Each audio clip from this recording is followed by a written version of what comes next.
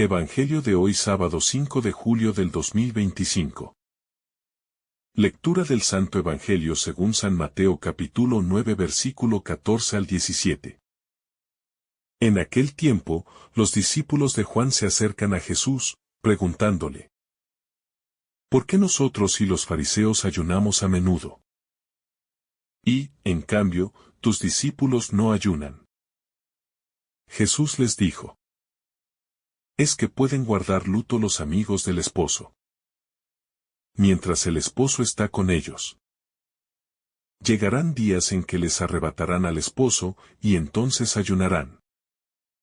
Nadie echa un remiendo de paño sin remojar a un manto pasado, porque la pieza tira del manto y deja un roto peor. Tampoco se echa vino nuevo en odres viejos, porque revientan los odres, se derrama el vino y los odres se estropean. El vino nuevo se echa en odres nuevos y así las dos cosas se conservan. Palabra del Señor. Gloria a ti, Señor Jesús. La escena se abre con un diálogo cargado de densidad simbólica. Discípulos de Juan el Bautista y fariseos, dos grupos que, en otras cuestiones, poco convergen, se acercan ahora con una misma inquietud sobre el ayuno. Esta convergencia insólita revela la importancia práctica y teológica que el ayuno tenía en el judaísmo del siglo, práctica identitaria, gesto público de penitencia, disciplina que configuraba diferencias visibles entre quienes deseaban agradar a Dios y quienes caminaban en laxitud. La cuestión, por tanto, no es mera curiosidad culinaria, sino debate sobre el modo de anticipar la redención. La pregunta formulada a Jesús: ¿por qué nosotros y los fariseos ayunamos, y tus discípulos no?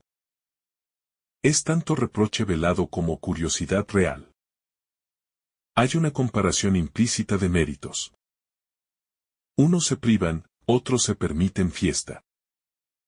Detrás late la idea de que la religiosidad se verifica en la renuncia visible. El contraste inquieta, si el rabí de Nazaret proclama la llegada del reino, ¿por qué no intensifica prácticas ascéticas en señal de urgencia mesiánica? La respuesta de Jesús no se zambulle en casuística. Inmediatamente apela a la imagen nupcial. ¿Pueden los invitados a la boda estar de duelo mientras el esposo está con ellos? Con este símil, el maestro recoloca la conversación en la órbita de la relación, no de la regla. La presencia del esposo. Metáfora veterotestamentaria de Yahvé con su pueblo. Marca un momento de plenitud que, litúrgicamente, exige gozo, no lamento. Así, la espiritualidad es calibrada, no por el rigor de la privación, sino por la adecuación al kairos divino. La boda, en la cultura semita, no era celebración breve. Jornadas enteras de banquetes, cantos y danza. Jesús desliza, por tanto, que su irrupción inaugura una estación prolongada de alegría. En ese horizonte, el ayuno no se suprime para siempre, se posterga. Llegarán días en que el esposo les será arrebatado, entonces ayunarán. La pedagogía temporal es clara. Disciplina y fiesta se alternan según la cercanía sensible del esposo. Este arrebato anunciado apunta veladamente a la pasión. El Evangelio, en pocas pinceladas, ya vincula la cruz con el retorno del ayuno. Cuando el esposo sea desfigurado y colocado en tumba, la comunidad se sumirá en duelo y recuperará la ascesis. Así emerge una pauta pascual. La Iglesia ayuna en la ausencia Cuaresma y celebra en la presencia litúrgica Pascua. La liturgia cristiana futura beberá, sin duda, de esta revelación pedagógica. Tras la metáfora nupcial, Jesús enlaza dos imágenes artesanales. Un remiendo de paño nuevo sobre vestido viejo y vino nuevo en odres viejos. Ambas parábolas profundizan la clave de la anterior. Incompatibilidad de lo fresco con lo vetusto cuando se mezclan sin discernimiento. No propone la demolición de lo antiguo, pero advierte que lo nuevo necesita continente nuevo. Una prudencia paradójica, conservar lo viejo respetándolo, pero no impedir la expansión de la novedad con estructuras fatigadas. El remiendo aborda el problema de la rigidez legal no elástica. Un trozo sin encogimiento previa rasga un vestido que ya se dio de sí. Metida en la trama, la pieza nueva tironea y desgarra. Jesús, con sutileza rabínica, replica que el reino no se encastra como parche en la casuística farisaica. Requiere una tela íntegra, es decir, una mentalidad renovada donde las costuras tengan reserva de flexibilidad. La parábola del vino profundiza la dinámica de fermentación. El mosto joven libera gases durante su maduración. Odres curtidos y resecos, sin la elasticidad de antaño, estallan cuando se expanden las presiones internas. El mensaje es doble. Si se introduce la fuerza expansiva del espíritu en marcos agotados, se malogra la gracia y se pierde el envase.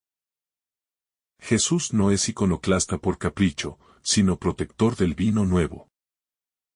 Su evangelio que, de lo contrario, se derramaría inútil. A la luz de estas imágenes, la identidad cristiana se perfila como discernimiento de tiempos y soportes. La ascesis nunca es abolida. Más se aprende a ejercerla conforme al ritmo de la presencia-ausencia del esposo.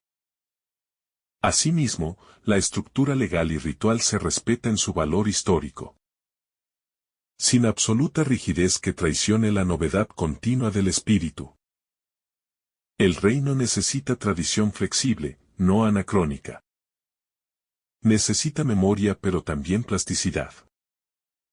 La mención de los discípulos de Juan sitúa el diálogo en tensión entre vieja y nueva economía salvífica. Juan, último profeta de la antigua alianza, hizo del ayuno su sello penitencial.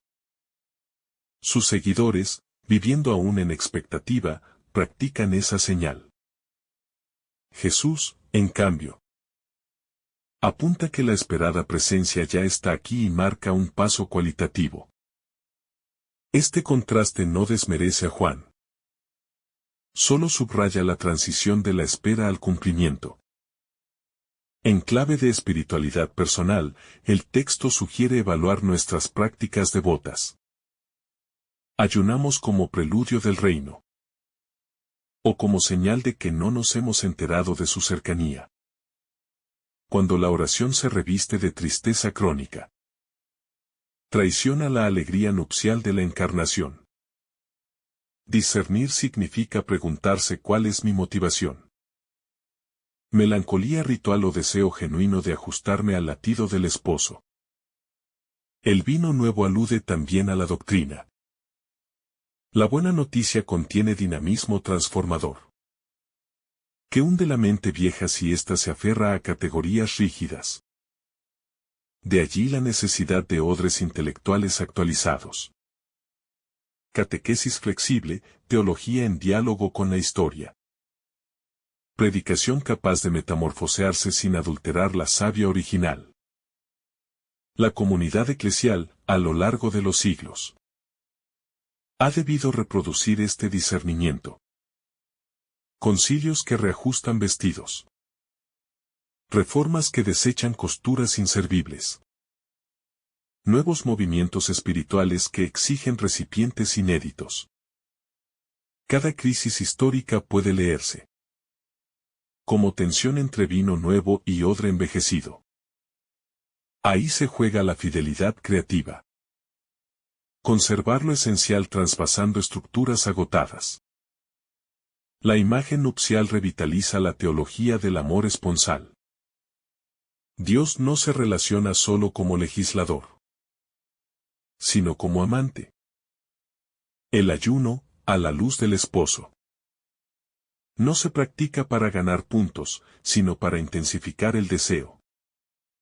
Para hacerse más receptivo a la presencia futura. Así, la abstinencia se orienta, no a la autopunición, sino al anhelo. Privarse, entonces, es preparar el paladar del corazón para una boda más profunda. Al referir mientras el esposo está con ellos, Jesús revela su autoconciencia mesiánica. No se ve como un rabino entre otros. Se identifica con la figura divina del Cantar de los Cantares y de Oseas. Pronuncia su identidad sin estridencia, pero con firmeza inoxidable. La cristología implícita convierte esta perícopa en confesión de divinidad escondida en el lenguaje cotidiano de una fiesta aldeana.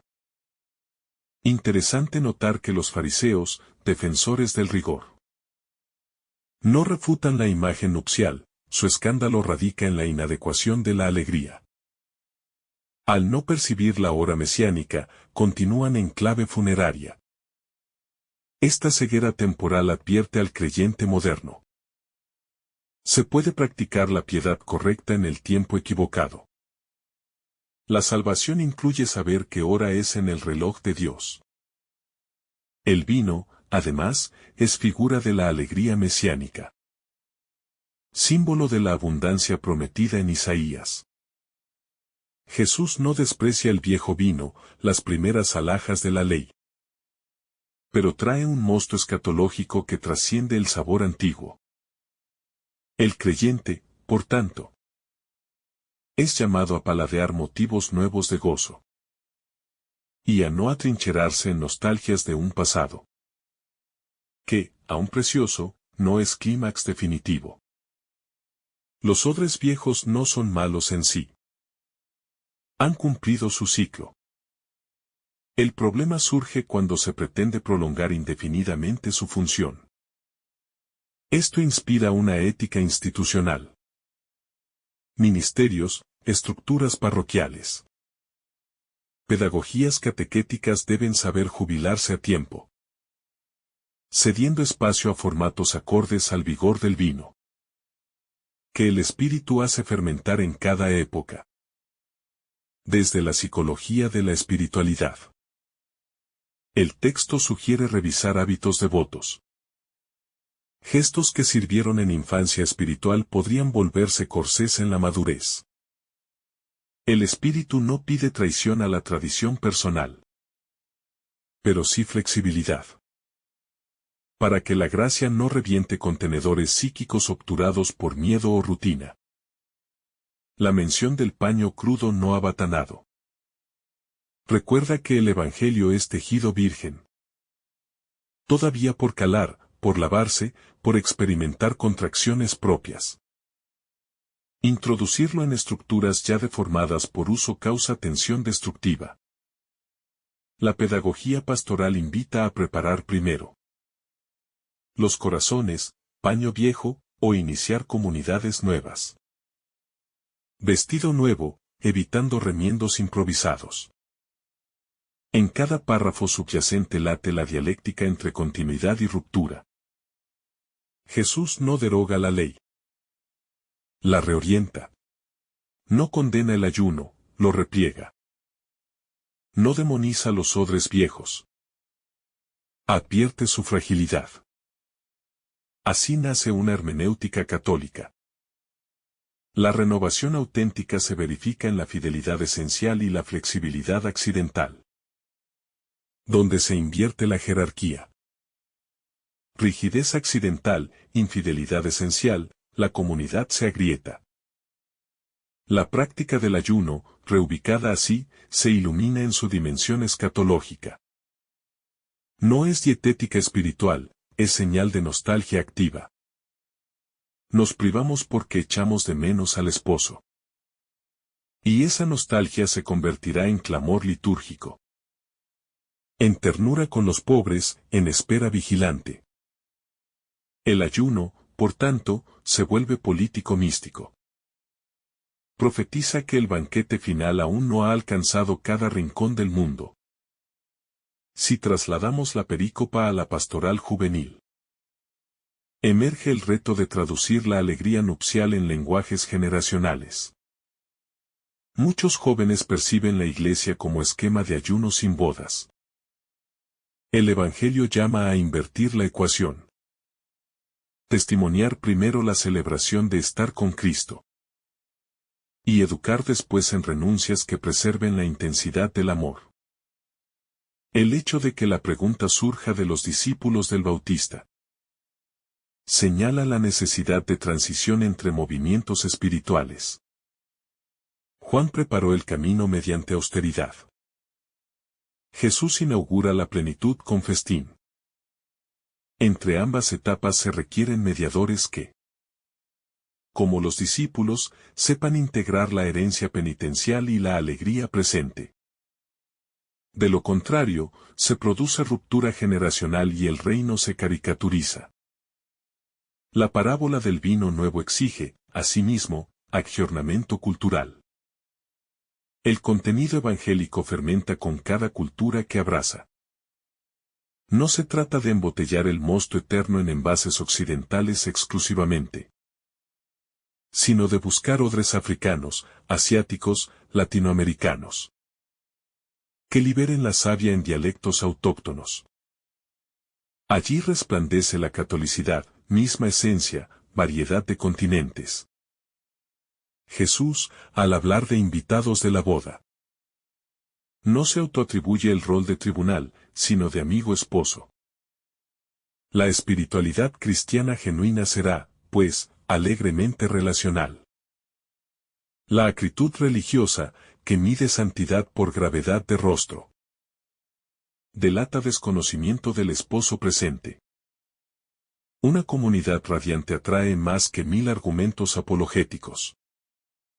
El futuro ayuno descrito cuando se lleven al esposo también anticipa la mística de la cruz. En Viernes Santo, la iglesia callará música y se vestirá de austeridad. Odre antiguo recuperado por un día para recordar ausencia amarga. Así, la liturgia equilibra gozo y llanto, fiesta y vigilia, manifestando la amplitud afectiva del misterio cristiano.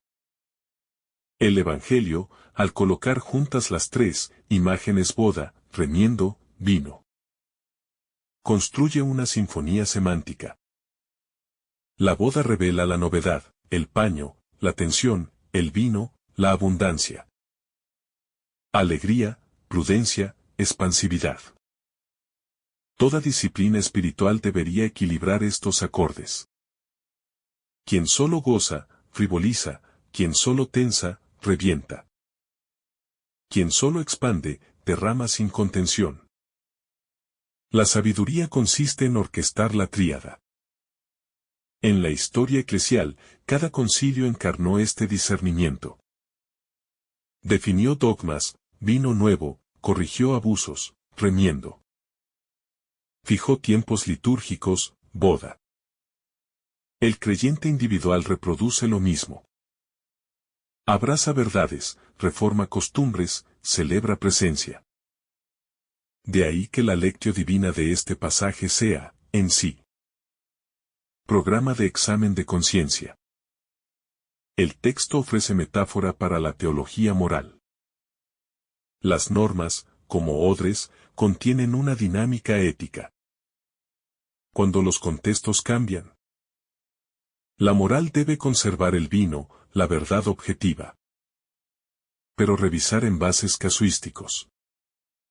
Francisco, en distintos tonos han aplicado este principio pastoral.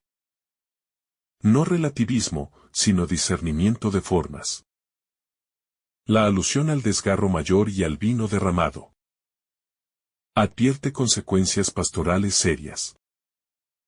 Imponer moldes obsoletos a la gracia emergente daña a la comunidad y desperdicia la unción. El fundamentalismo, bajo pretexto de custodia, hiere el vestido y desparrama el vino.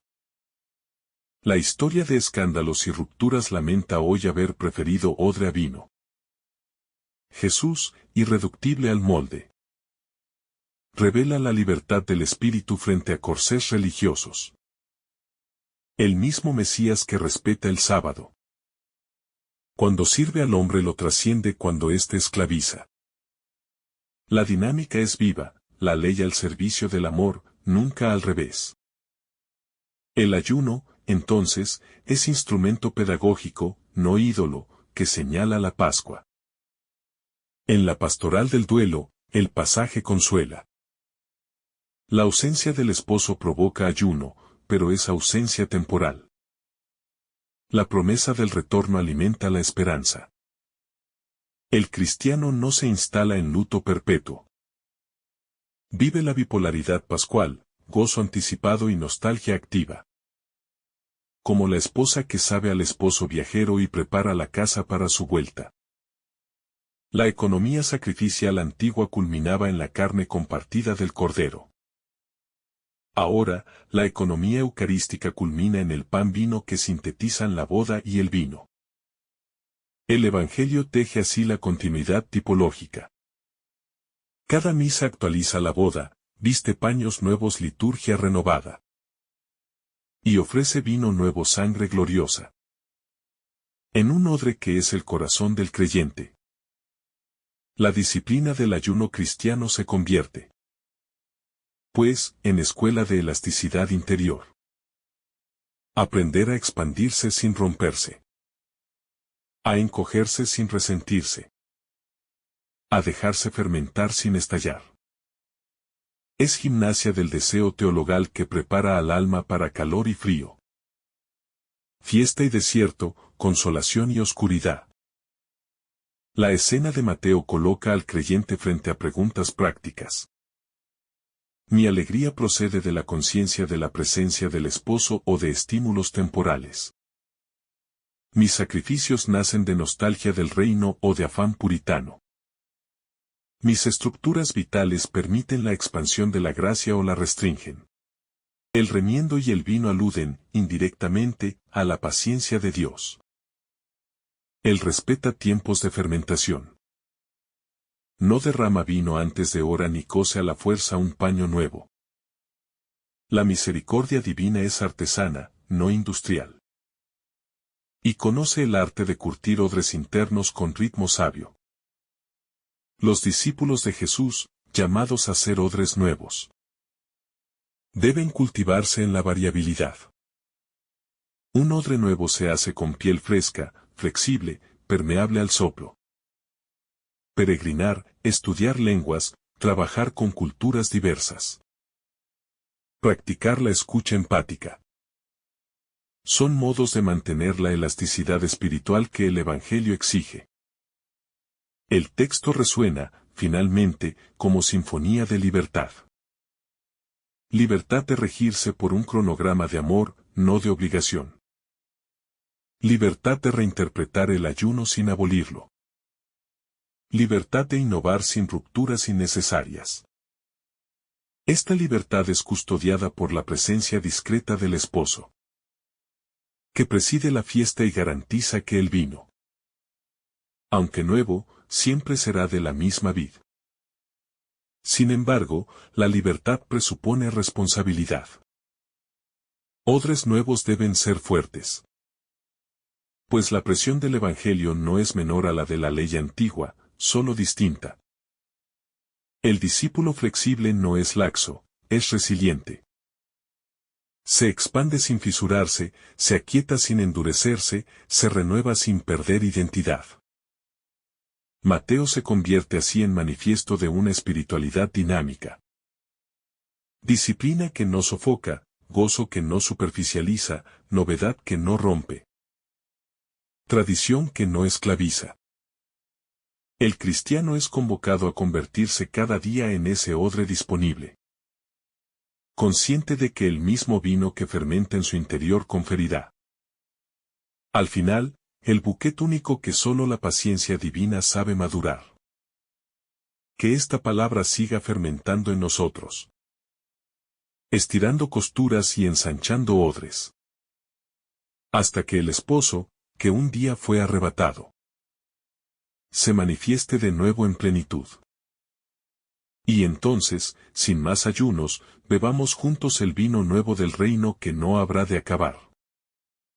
Si esta reflexión te ha gustado, recuerda dar like, dejarnos tu intención en los comentarios y activar la campana de notificaciones para que todos los días recibas estos mensajes.